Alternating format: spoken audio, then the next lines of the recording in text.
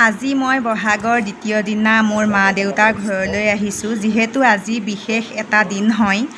আজি মোৰ দেউতাক অসম সাহিত্য সভা তথা মৰিগাঁও জিলাৰ সাহিত্য সভাৰ বিষয়ববীয়াসকল উপস্থিত হৈ মোৰ দেউতাক এজন অৱসৰপ্ৰাপ্ত কৃতী শিক্ষক আৰু সমাজৰ এজন নিষ্ঠাৱান সেৱক হিচাপে দ্বিতীয় বহাগৰ দিনা ফুলাম গামোচাৰ সৈতে এখন ওলগনি পত্ৰৰে সম্বোধন জনাইছে।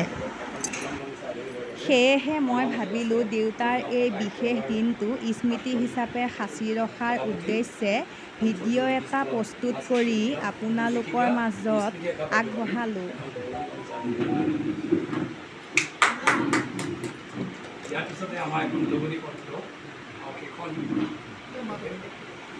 আমি মৰিগাঁও ভাষা সাহিত্য সভাৰ অন্যতম সদস্য সুদক্ষ নাট্যকৰ্মী তেখেতকো আমি এখন প্ৰদান কৰিবলৈ সেনেকৈ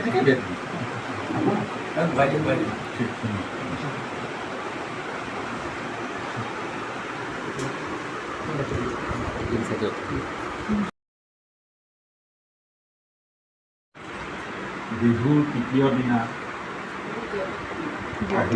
আজি গোসাঁই বিহুৰ তৃতীয় দিনা আপোনালোকক মোৰ বৃহৎ পদধূলা দিয়া আৰু আগলৈকো আশা ৰাখোঁ আপোনাক এতিয়া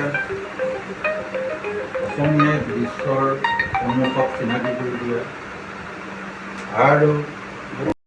আৰু উষ্ম আদৰণিৰ পিছতেই অতিথিক আপ্যায়ন কৰা হ'ল।